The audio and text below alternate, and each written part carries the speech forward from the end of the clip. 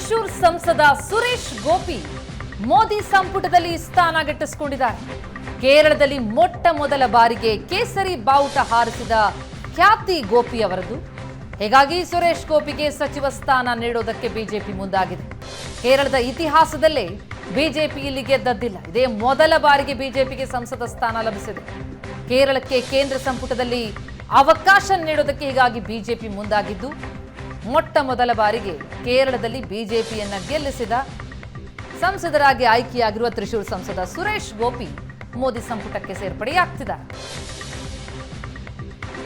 ಇನ್ನು ಅದರ ಜೊತೆಗೆ ತಮಿಳುನಾಡು ಬಿಜೆಪಿ ಅಧ್ಯಕ್ಷ ಅಣ್ಣಾಮಲೈ ಕೂಡ ಕ್ಯಾಬಿನೆಟ್ನಲ್ಲಿ ಸ್ಥಾನ ಸಿಕ್ಕಿಲ್ಲ. ತಮಿಳುನಾಡು ಅಧ್ಯಕ್ಷರಾಗಿಯೇ ಮುಂದುವರೆಯಲಿದ್ದಾರೆ ಅಣ್ಣಾಮಲೈ. ತಮಿಳುನಾಡಿನಿಂದ ಮುರುಗನ್ ರಾಜ್ಯ ಖಾತೆ ಸಚಿವರಾಗಿ ಮುಂದುವರಿಸಲಿದ್ದಾರೆ.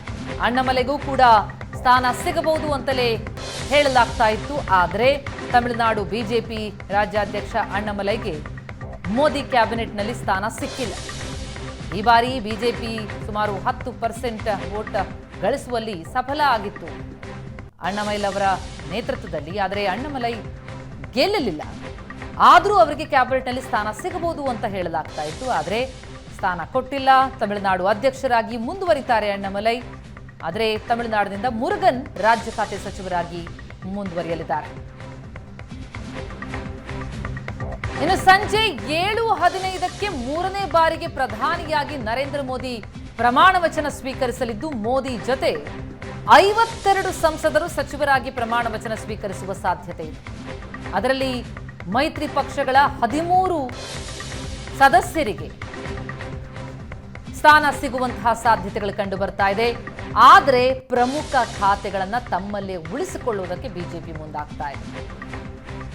ಗೃಹ, ಹಣಕಾಸು, ರಕ್ಷಣಾ ಖಾತೆ, ವಿದೇಶಾಂಗ ಖಾತೆ ಇವೆಲ್ಲ ಬಿಜೆಪಿ ಸಂಸದರಿಗೆ. ಕಾನೂನು, ಶಿಕ್ಷಣ, ಜಲಶಕ್ತಿ, ಸಂಸದೀಯ ವ್ಯವಹಾರ, ರೈಲ್ವೆ ಖಾತೆ ಕೂಡ ಬಿಜೆಪಿ ತನ್ನ ಬಳಿಯಲ್ಲೇ ಉಳಿಸಿಕೊಳ್ಳುವ ಸಾಧ್ಯತೆಗಳು ಕಂಡು ಬರ್ತಾ ಇದೆ.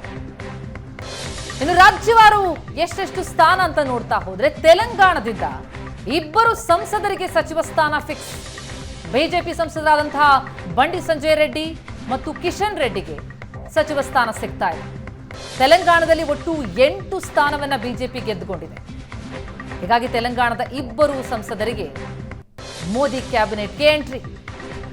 ತೆಲಂಗಾಣದ ಬಿಜೆಪಿ ಅಧ್ಯಕ್ಷ ಕಿಶನ್ ರೆಡ್ಡಿಗೆ ಸಚಿವಗಿರಿ ಸಿಗ್ತಾ ಇದೆ. ಜೊತೆಗೆ ಬಿಜೆಪಿ ಸಂಸದರಾದಂತಹ ಬಂಡಿ ಸಂಜಯ್ ರೆಡ್ಡಿ ಕೂಡ ಮೋದಿ ಕ್ಯಾಬಿನೆಟ್ಗೆ ಪ್ರವೇಶಿಸ್ತಾ ಇದ್ದಾರೆ. ಈ ಮೂಲಕ ತೆಲಂಗಾಣದ 2 ಬಿಜೆಪಿ ಸಂಸದರಿಗೆ ಮೋದಿ ಸಂಪುಟದಲ್ಲಿ ಸ್ಥಾನ ಸಿಕ್ಕಂತಾಗಿದೆ.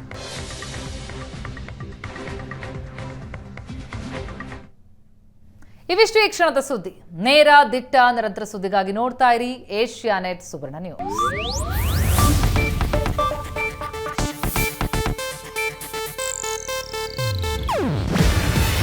ಇದು ಏಷ್ಯಾನೆಟ್ ನ್ಯೂಸ್ ನೆಟ್ವರ್ಕ್ ಪ್ರಸ್ತುತಿ. ನೀವು ನೋಡ್ತಿದ್ದೀರಾ ಏಷ್ಯಾನೆಟ್ ಸುವರ್ಣ ನ್ಯೂಸ್.